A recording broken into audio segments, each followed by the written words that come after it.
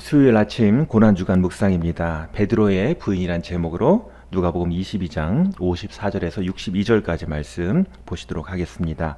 예수를 잡아 끌고 대제사장의 집으로 들어갈새 베드로가 멀찍이 따라가니라. 사람들이 뜰 가운데 불을 피우고 함께 앉았는지라. 베드로도 그 가운데에 앉았더니 한 여종이 베드로의 불빛을 향하여 앉은 것을 보고 주목하여 이르되 이 사람도 그와 함께 있었느니라 하니 베드로가 부인하여 이르되 이 여자여 내가 그를 알지 못하노라 하더라. 조금 후에 다른 사람이 보고 이르되 너도 그 도당이라 하거늘 베드로가 이르되 이 사람아 나는 아니로다 하더라. 한 시간쯤 있다가 또 한 사람이 장담하여 이르되 이는 갈릴리 사람이니 참으로 그와 함께 있었느니라. 베드로가 이르되 이 사람아 나는 내가 하는 말을 알지 못하노라. 아직 말하고 있을 때에 닭이 곧 울더라. 주께서 돌이켜 베드로를 보시고 베드로가 주의 말씀 곧 오늘 닭 울기 전에 내가 3번 나를 부인하리라 하심이 생각나서 밖에 나가서 심히 통곡하니라. 아멘. 베드로가 예수님을 사랑했고 또 예수님을 잘 따르는 제자였습니다. 그래서 예수님께서 군인들에게 잡혀가셨을 때 예수님을 따라갔죠. 그런데 멀찍이서 예수님의 모습을 지켜보고 있었던 것 같습니다. 밖에 추운 날씨에 불을 쬐고 있는 사람들 사이에서 예수님을 힐끗힐끗 보면서 그 상황을 지켜보고 있었죠. 그런데 옆에 있는 사람들이 베드로의 얼굴을 알아봅니다. 그래서 3번이나 알아보죠. 이 사람도 그와 함께 있었다. 또 그 도당이다. 이 도당이라는 것은 그 도를 믿는 사람, 그 일원이다. 세번역 성경에는 한패다라고 표현이 되고 있고요. 또 3번째로 갈릴리 사람이니 참으로 그와 함께 있었다. 라고 옆에 있는 사람들이 증언을 합니다. 그때마다 나는 모른다, 난 아니다 라고 베드로가 이야기를 하고 있습니다. 다른 말로 하면 당신은 예수 그리스도를 따르는 사람입니까? 예수 그리스도의 제자입니까? 예수를 믿는 사람입니까? 라는 질문을 던진 거죠.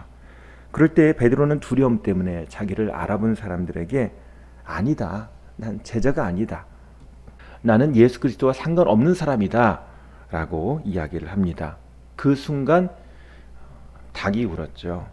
예수님께서 말씀하신 것이 생각나서 베드로는 나가서 심히 통곡했다라고 말씀하고 있습니다.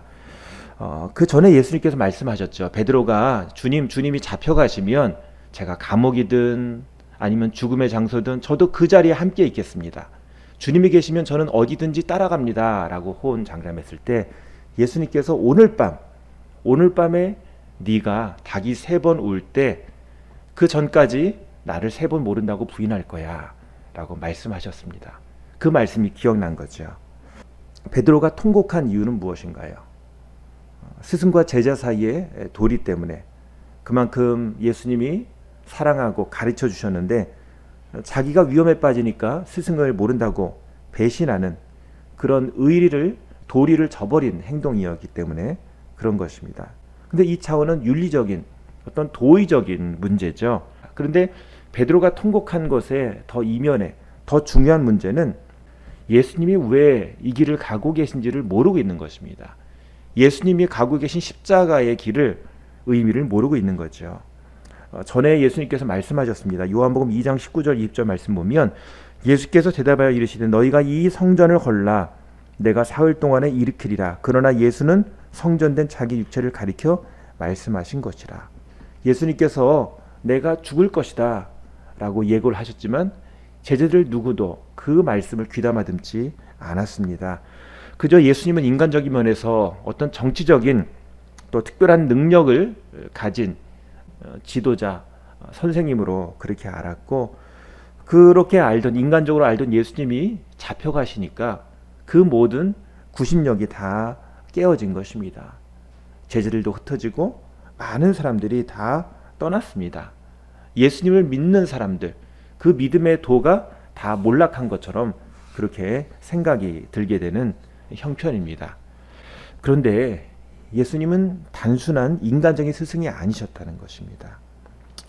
예수님께서는요, 그 전날 밤에 그 베드로의 통곡 전에 베드로의 발을 씻어 주셨습니다.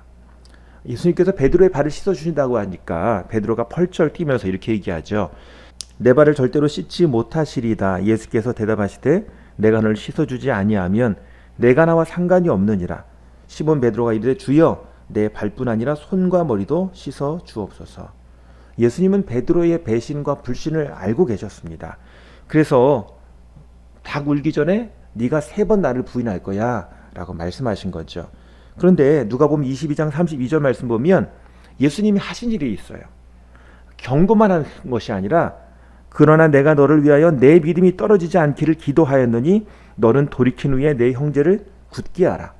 믿음이 떨어지지 않기 위해서 그 사람들 사이에서 당신이 예수 편입니까? 할 때 아니요 나는 모릅니다 라고 부인하는 그 베드로의 모습을 이미 아시고 그를 위해서 기도하셨다는 거죠. 믿음이 떨어지지 않기를 기도하였노니.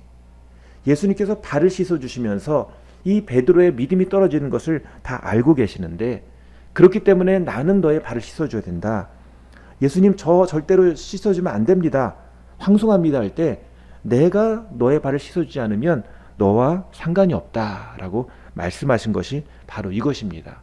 베드로는 실패하고 넘어지고 예수님을 부인하고 정말 예수님의 십자가의 길을 이해하지도 못하는 그런 인간적인 이해를 갖고 있었지만 예수님께서 그렇기 때문에 너에게 믿음이 더 필요하다라고 하시면서 예수님께서 베드로의 발을 붙잡고 씻어주신 거지요. 그러면서 이 발이 예수님을 모른다고 도망갈 발이지만 그래도 닭이 3번 울었을 때 무릎을 꿇고 회개할 발이기도 한 것을 아시고 그렇게 위해서 기도하시고 섬김의 본을 보여주셨습니다. 오늘 예수님께서 우리의 발도 씻어주십니다. 우리는 베드로처럼 예수님을 모른다. 또 예수님을 알지만 모른 척 그렇게 스쳐 지나갈 수 있는 것이 우리의 어리석고 무지한 믿음 없는 행동이기도 합니다. 그럼에도 불구하고 예수님께서 말씀하십니다. 내가 너의 발을 씻기 원한다. 내가 너를 제자로 또 하나님의 자녀로 회복시키고 너와 함께하기를 원한다. 라고 우리를 초청하십니다. 그래서 요한복음 14장 14절 말씀 이렇게 말씀하시죠. 내가 주와 또는 선생이 되어 너희 발을 씻었으니 너희도 서로 발을 씻어주는 것이 옳으니라. 예수님께서는 발을 씻는 것을 이제 서로 씻어라라고 말씀하세요. 예수님께서 우리에게 주신 그 복음을 가지고 이제 서로 발을 씻어주는 사람이 되어라. 서로 사랑으로 섬기고 약점을 품어주고 또 주님의 주신 그 말씀 가운데 서로 축복하는 사람이 되어라 라고 말씀하십니다. 오늘 우리는 베드로처럼 실수할 수 있습니다. 그럼에도 불구하고 예수님께서는 우리를 위해서 기도하셨고 또 내가 너를 사랑한다. 너는 돌이킨 후에 내 형제를 굳게 해라. 예수님께서 우리에게 주시는 그 사명이 있음을 다시 한번 생각해야 할 것입니다. 오늘의 질문입니다. 베드로처럼 세상적인 두려움과 유혹에 빠져 예수님을 잊어버리고 있지는 않습니까? 두 번째로 그런 나의 더러워진 발, 나의 삶을 씻기시는 주님을 믿으십니까? 세 번째, 서로의 발을 씻어줄 수 있는 사랑의 마음이 있으십니까? 한번 생각해 보시고요. 우리 같이 오늘의 공동기도문 같이 읽으면서 기도하겠습니다. 주님을 배반하고 부인하는 저의 약함과 죄악을 용서하여 주옵소서. 범사의 주님을 인정하며 믿음으로 살게 하옵소서. 주님의 사랑으로 서로의 발을 씻어주는 삶이 되게 하옵소서. 예수님의 이름으로 기도합니다.